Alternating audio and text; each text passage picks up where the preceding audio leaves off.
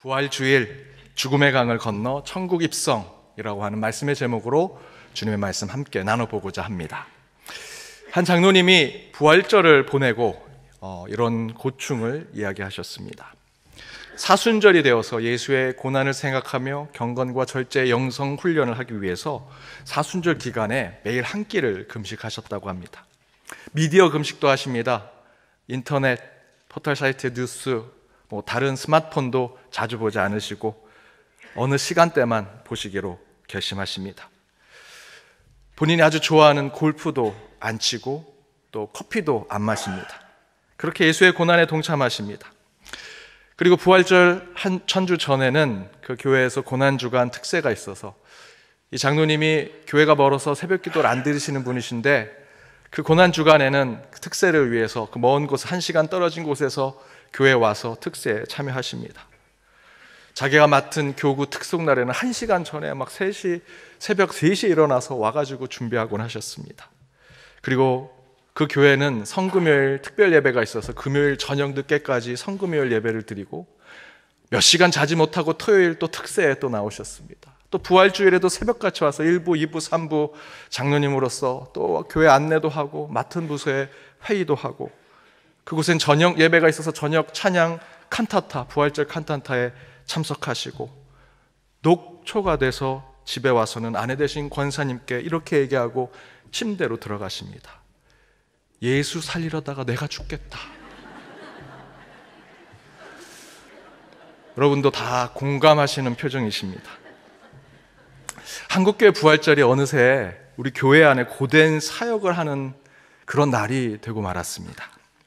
그래서 미국 어느 교회는요, 진짜 예수님의 부활을 맛보기 위해서 주일날 새벽에 온 교우가 함께 예배를 드리고 그 주일날은, 그 부활주일에는 그 교회 곳곳에서 축제를 엽니다. 아이들에겐 에그헌팅, 그 부활절 계란을 숨겨두고 찾는 보물찾기와 같은 에그헌팅을 하고 또 부활절 가족 모임을 갖고 부활절 음악회를 열고 부활절 식탁 공동체를 나누고 곳곳에서 진짜 기쁨의 부활절을 누리는 그렇게 부활주의를 지킨다고 합니다. 우리 교회도 그렇게 할까요? 1부 때도 아멘이 없으셨습니다. 당분간 이렇게 예배 드리겠습니다. 그렇게라도 참된 부활을 지키고자 하는 마음이 중요한 것이겠죠.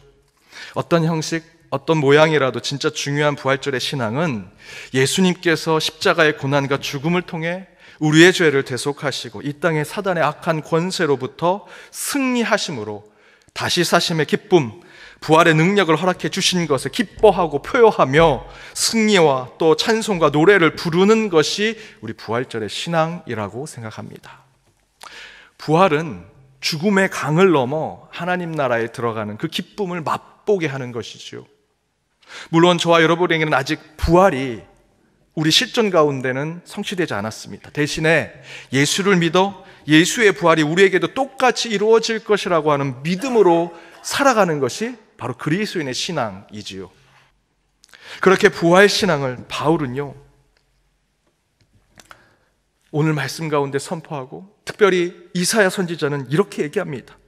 이리와 어린 양이 함께 먹고 사자가 소처럼 즙을 먹으며 살고요, 뱀이 흙을 양식으로 먹는 해함도 상함도 전쟁도 애통함도 눈물도 슬픔도 죽음도 없는 곳. 하지만 그런 세상이 이 땅에 아직 이루어지진 않았지만 저와 여러분은 바로 그 천국이 곧 올 것이라는 믿음으로 살아가는 것이 바로 이 부활의 신앙이지요. 이런 이사야 말씀처럼 저 죽음의 강 너머에서 기쁜 소식이 들려옵니다. 노르망디에서의 승전 소식을 들은 프랑스의 마을 사람들이 소망과 희망을 사는 것처럼 그 소식이 이루어지거나 성취된 것은 아니지만 우리는 그 승전 소식만으로도 기쁨을 누리고 살아가고 있죠. 그래서 바울이 이렇게 얘기합니다. 우리 함께 읽어보도록 하겠습니다.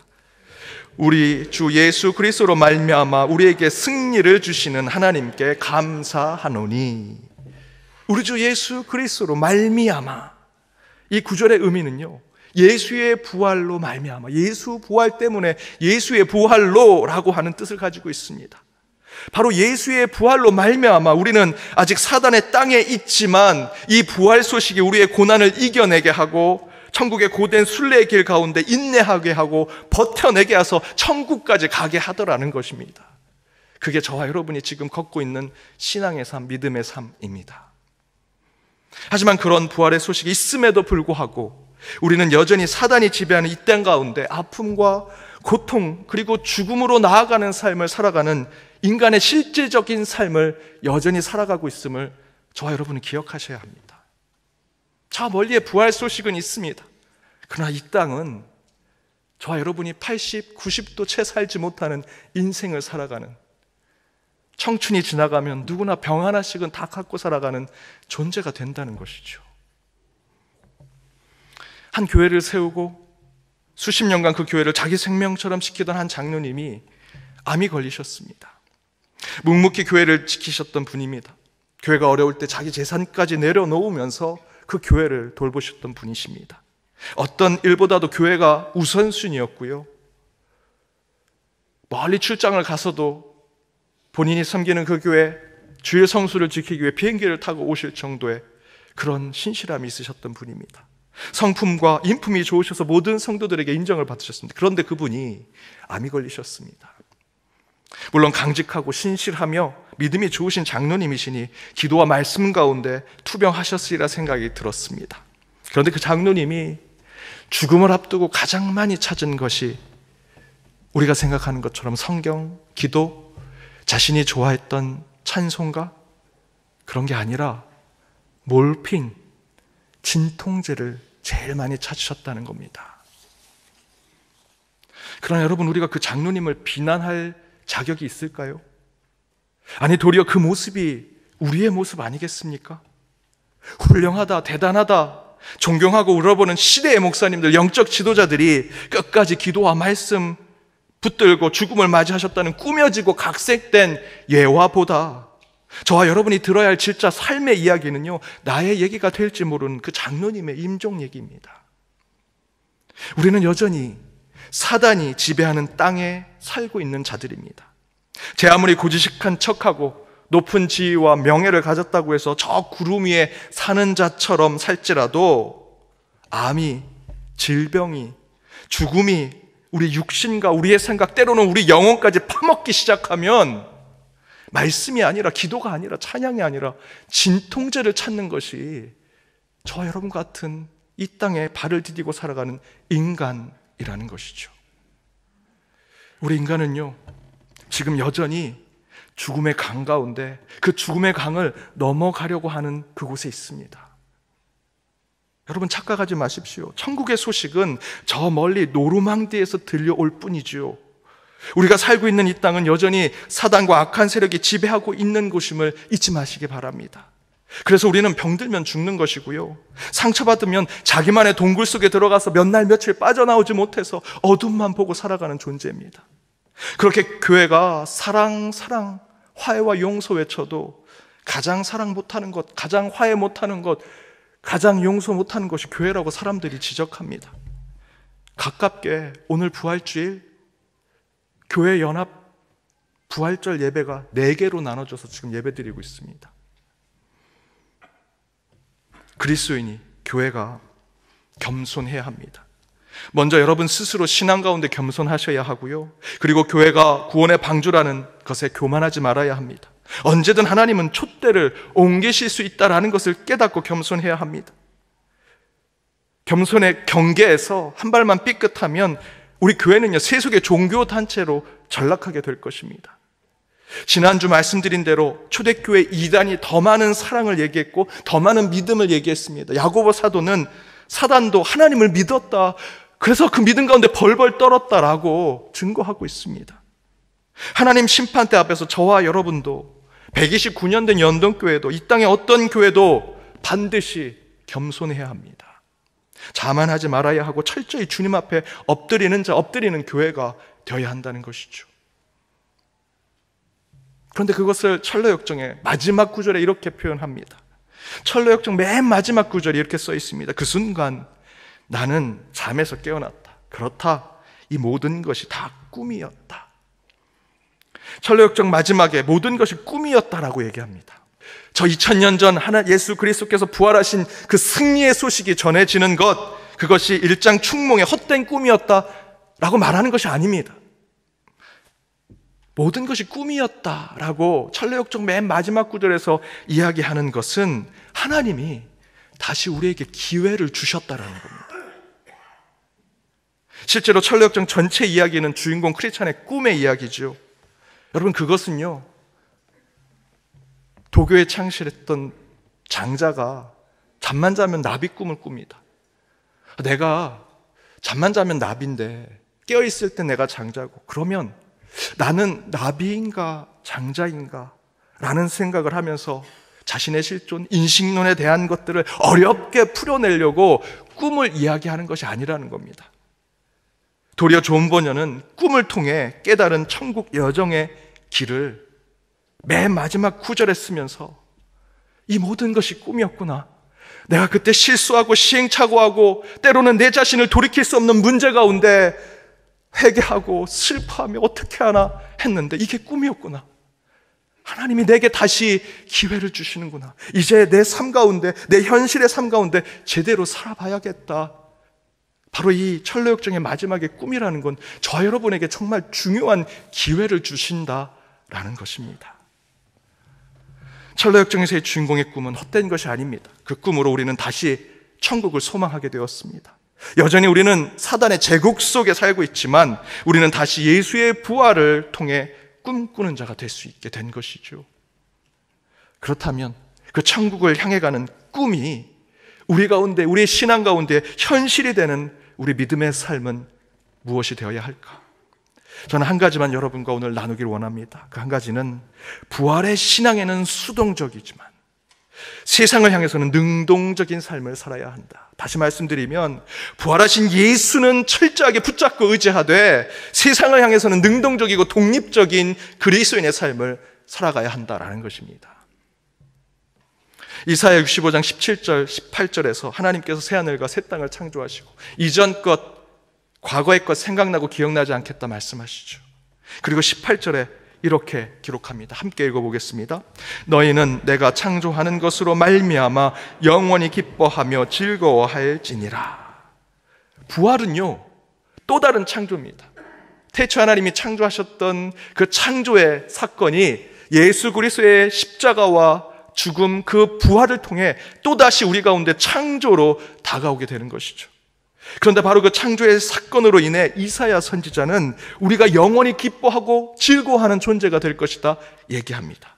여기서 기뻐함, 즐거워하는 것은 어떤 외부의 자극에 영향을 받고 반응에 의해서 누군가가 간지럽히고 누군가가 좋은 걸 보여줘서 웃고 기뻐하는 그런 것이 아니라 새로운 창조의 존재가 되어 그 존재 자체가 기쁨과 즐거움을 표현하는 자가 되었다라는 것입니다.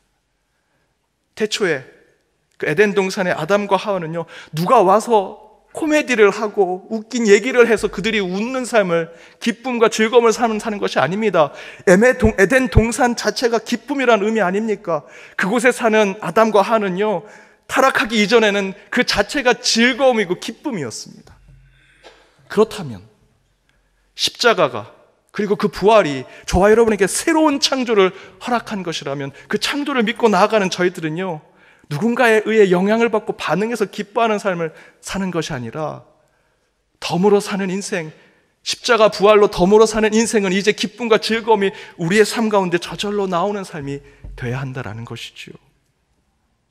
저 멀리 노르망디에서 승전 소식이 전해지기 전까지 우리는 마을을 점령하는 나치, 히틀러의 지배 속에서 수동적으로 사는 존재였습니다. 그들이 부역하라 그랬으면 나가서 삽을 들고 부역했고요. 돈을 바치라, 세금을 더 바치라 하면 그대로 바쳤습니다. 독일인이 최고, 유대인들은 미개한 자들이라고 가르치면 가르친 대로 학생들이 배우고 답을 그렇게 썼습니다. 수동적이고 피동적인 삶을 살 수밖에 없었죠. 여러분의 삶이 지금 이 땅의 삶이 그런 것입니다. 과학을 한번 생각해 보십시오. 여러분, 과학에서 얘기하면 다 진리라고 생각하지 않으십니까?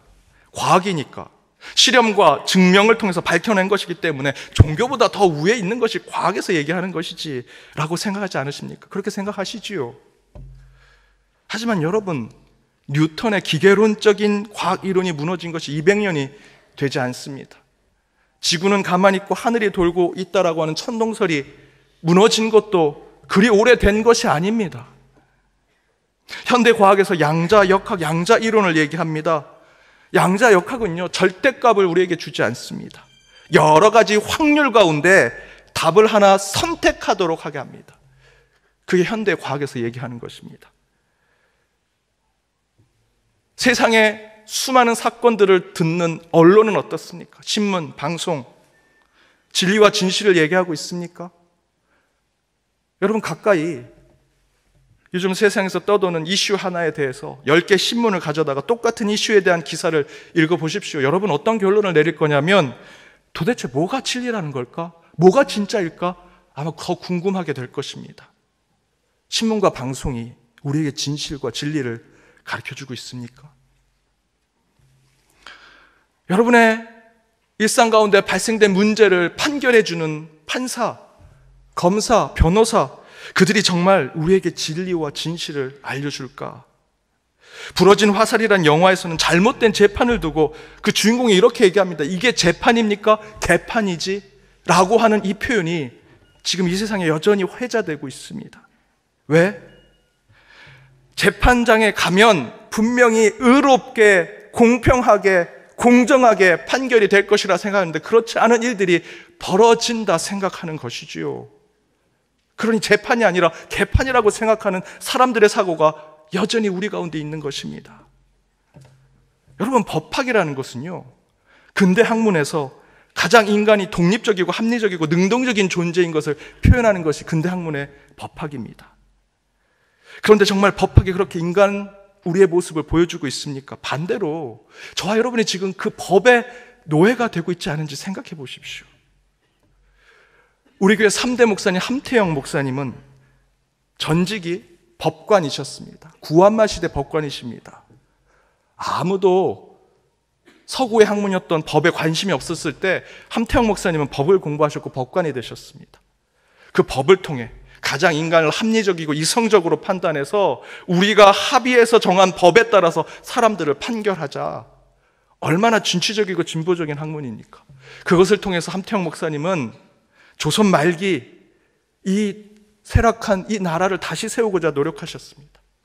그런데 그분이 회심하셔서 기독교인이 되셨고 목사가 되셔서 우리 연동교회 3대 목사님이 되셨습니다. 송하 함태영이라는 전기를 읽어보십시오. 그 평전 가운데 그분이 왜 그 법을 내려놓고 목사가 되셨는지, 이후에 부통령이 되셔서 그 행정부 안에서도 이 나라를 신국 하나님 나라로 만들고자 하는 마음을 갖고 계셨습니다. 법이라는 것이 되는 것이 아니라 하나님을 통해서 해야 한다.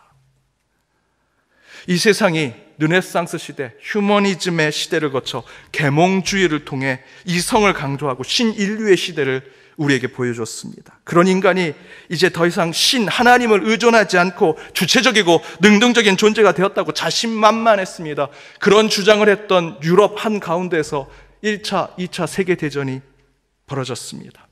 그 가운데 독일, 히틀러, 나치는 독일인은 문맹인들, 문화적으로 발전한 사람들, 유대인들은 미개한 백성들이라고 학교에서 가르치고 그것을 교회에서도 얘기했습니다. 독일 교회가 그것을 지지했습니다.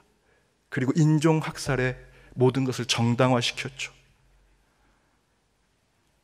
우리나라 땅에서는 인간에 대한 최소한 예의가 사라진 채 이념이 부모와 자녀를 서로 죽이는 존재로 만들고 사상이 고향의 친구를 원수와 적으로 만드는 세상으로 만들고 있습니다. 여러분, 이래도 인간이 독립적이고 능동적이고 주체적으로 살 수 있는 존재라고 생각하십니까? 냉전 시대에 공산주의만 무너지면 전쟁이 사라지고 무게가 감축될 거라고 생각했습니다. 그런데 냉전 종식 이후에 종교의 분쟁, 민족과의 다툼 때문에 더 많은 전쟁이 발발했고요, 더 많은 무기가 생산되고 있습니다. 2001년도 미국에 9.11 테러가 일어났죠. 전에는요, 감정 없는 총으로, 감정 없는 칼로 전쟁 가운데 사람을 죽였습니다. 그런데 테러에서 민간 항공기를 통해서 사람을 죽이는 일을 버린 거죠. 인간이 생각해 놓은 겁니다. 이성적으로 계몽지 시대를 벗어나서 대단한 인간이 됐다, 하나님 없이도 살아갈 수 있다라는 인간이 구상한 것이 그 여객기로 테러를 하겠다. 여러분, 이러고도 과학과 이성으로 능동적인 인간이 스스로 인간성을 지켜내고 도덕과 윤리를 잘 지키는 아름다운 존재가 되리라 생각하십니까? 여러분, 인간은 절대로 스스로 완전한 존재가 될 수 없습니다. 주체적이고 능동적인 선을 행할 만한 존재가 아닙니다. 그걸 인정하지 못하면 인간은 반드시 내 지식과 내 경험이 종교가 되고요, 그 종교가 과학이 되어서 타인을 죽이는데 그것을 이용하고 이웃을 괴롭히는데 그것을 사용하게 될 것입니다. 이런 세상 속에서 예수의 부활은 그런 죽음의 강에 의존하고 묶여있는 인간을 해방시켜 태초에 하나님께 창조된 존재로, 그 존재 자체로 기쁨과 즐거움을 누리게 하여 세상으로부터 독립하고 사단의 지배로부터 능동적인 판단을 하도록 만들어준 것이 바로 예수 그리스도의 부활입니다. 공충학자 루이저 로스차일드 박사는 벼룩을 연구한 학자입니다. 그가 이런 실험을 했습니다. 벼룩을 작은 유리컵 안에 넣고 뚜껑을 닫는 겁니다. 벼룩은요, 자기보다 100배 높이 뛸 수 있는 존재입니다. 그런데 유리컵 안에 뚜껑을 닫으니 이 벼룩이 거기서 막 뛰면서 그 유리컵에 부딪히면서 소리를 냅니다. 탁탁탁탁 소리를 냅니다. 그런데 어느 정도 시간이 지나면 그 소리가 사라집니다. 그리고 뚜껑을 열면 자기 몸에 100배를 뛸 수 있는 벼룩이요, 그 유리컵 안에서만 뛰고 놀고 있습니다. 저는 예수의 부활을 모르고 살아가는 인간의 삶이 바로 이와 같은 작은 유리컵 안에 묶여있는 벼룩과 같은 인생이라고 생각합니다. 하나님은 우리 인간을요 100배 더 높이 뛸 수 있는 뛰어난 창조적 존재로 만드셨습니다. 그러나 사단이 지배하는 이 땅에 우리 인간은 그 유리컵 안에 전부인 양 살아가는 것이죠. 우리가 합의한 법, 우리가 얘기하고 있는 어떤 사상, 철학, 과학, 그래서 더 인간은 진보할 수 있다라고 하는 그런 이념들이 지금 작은 유리컵으로 우리는 그것을 뛰어넘고 더 높이 날아갈 수 있는데 그 안에서 아둥바둥 살아가게 만드는 것이 사단의 세력이요, 또한 이 죽음의 강에 머물고 있는 저희의 모습이라는 것입니다. 예수의 부활은 바로 그 유리컵을 깨고 밖으로 뛰쳐나와 우리 스스로 하나님이 창조하신 그 능력을 세상 곳곳에 드러내며 살도록 만들게 하는 것이 바로 예수 그리스도의 부활의 사건입니다. 따라서 부활은 예수를 의지하게 하되, 예수를 붙들되, 예수의 부활을 붙잡고 살되 세상 속에서는 유리창을 뛰어넘어 하나님의 창조된 존재로 능동적이고 세상에서는 독립적 존재로 살아가도록 만드는 이 땅의 가장 위대한 역사적 사건입니다. 여러분, 예수의 부활이 우리를 죽음의 강을 뛰어넘어 천국에 입성케 하심을 믿으시기 바랍니다. 이제 그 부활의 소식에 오직 예수만을 의지하여 세상을 뛰어넘는 참된 승리자가 되시길 주님의 이름으로 축복합니다.